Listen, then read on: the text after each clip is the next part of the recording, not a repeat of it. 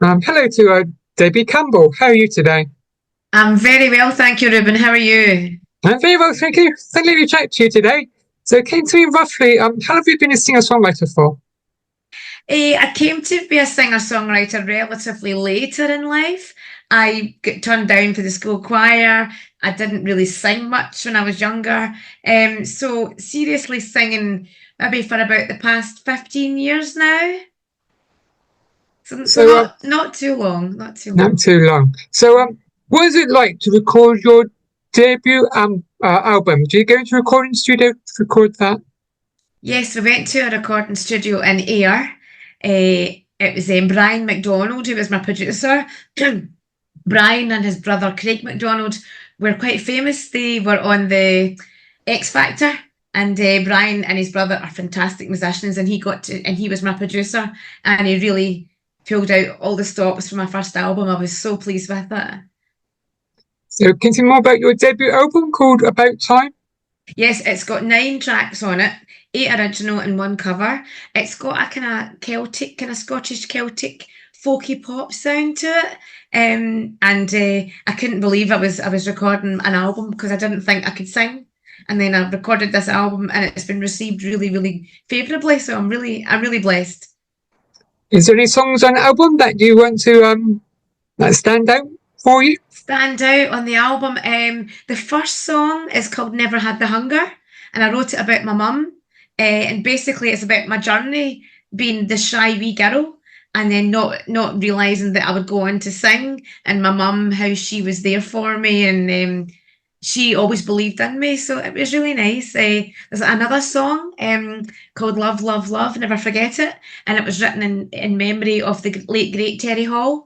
My partner Robert is a great lyricist, and he was a big lifelong fan of Terry Hall. So that's a very special song as well. They're all very special, but those two probably stick out most. You also released an EP, didn't you? So, can you tell me more about the EP that you released?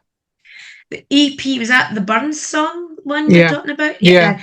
I sing with a chap called Michael McCluskey from Kilmarnock, and we call ourselves Burness, which is the family surname, the original family surname of Robert Burns. So there's 4 Burns songs on that because I also do Burns suppers as well in January and February.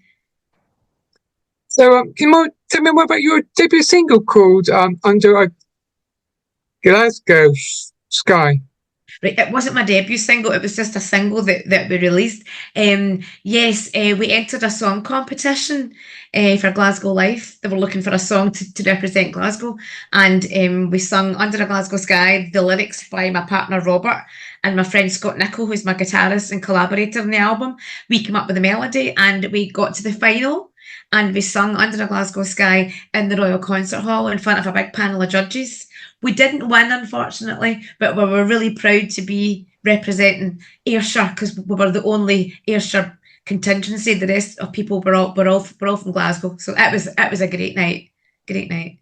So, where did you get your inspiration to become a singer songwriter? Well, as I say, I didn't realise I wanted to be a singer-songwriter. People would say to me, "You've got a nice voice, Debbie." And I'm like, "Do you think so?" And then I joined an amateur dramatics group and I got to sing on stage with different musicals. And then I met my pal Scott Nichol, who's a great singer-songwriter from Prestwick. And Robert came up with some lyrics. And one day I said to Scott, "Can we put some music to this?" And then from then on, he can't get rid of me. We've just been producing song after song after song. So, and now that I know that I can do it, although I did think I had imposter syndrome to start with, I thought, who wants to listen to me sing? But it becomes an addiction. You start to want to do more and more and more. So I'm constantly singing. I think I annoy my family most days by constantly singing in the house.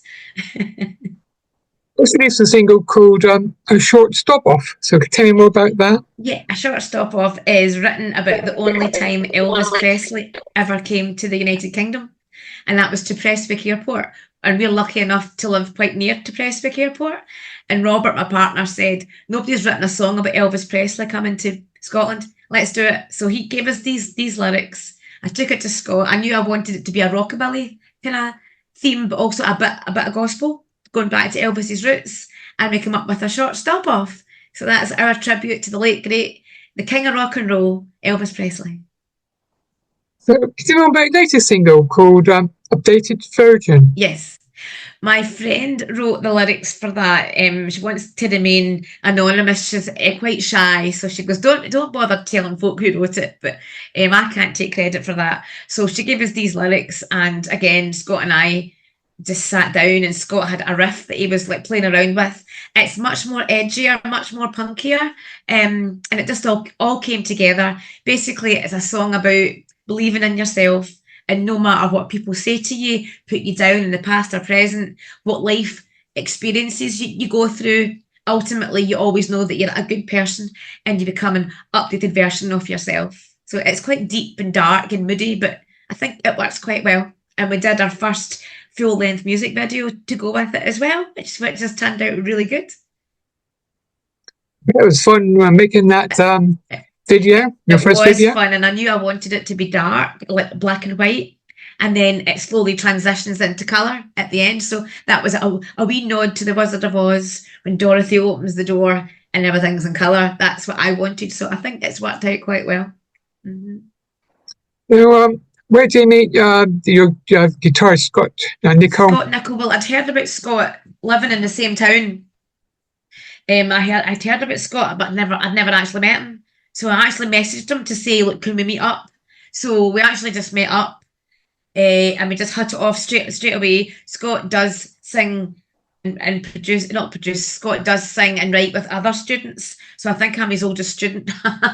But yeah, he's a very encouraging person, and without Scott, I wouldn't be working on my second album. So I've got a lot to thank him for. So you're working on your second album. So can you tell me more about that? Second album is going to have, I think, 12 tracks this time. A couple of covers on it, but mainly originals. And it's much more updated. It's much more punky, much more fast-paced, much more edgier. It's probably a bit more confident. The first album I had imposter syndrome with it. I didn't believe in myself as much. But now I think, oh, what the heck? Let's go for it. But being an older female musician, it's quite tough sometimes, but to believe in yourself. But yeah, it's got a much more upbeat vibe going to it. I think hopefully folk will like it. Yes. So, what's it like to be an independent artist for you? For me, it's exciting. It's also quite daunting as well. It can be quite scary putting yourself out there because you do get people. Most of people are nice, but you do get some people that aren't so nice and quite critical. And but it's exciting. It's something I never thought I would do, and it does feel a bit like therapy. If I'm feeling down about something, I listen to music or I sing or I think about lyrics, and it really does help people's mental health, and it helps my mental health as well. It's I'm quite proud of myself without sounding too big-headed. You know, I'm quite a humble person, you know, but it's independent. I'm not in it to make money because I don't think I'll ever make money from it because it's so hard with the big platforms. You get like, you have to be, is it in Spotify, 1,000 streams to make a penny. So it's not really, I'm not going to get rich doing it that way, but I'm doing it because I love music. I love performing. Yeah, you spend a lot of money, but you don't make any being an artist these days. No, you don't make much. No, not at all. It's shocking actually. You know. So have you got any upcoming gigs? Yeah, I'm playing tomorrow night with my band. I'm also in a 4-piece punk band called the Splinters, and we're playing in May Bowl tomorrow night for a charity event.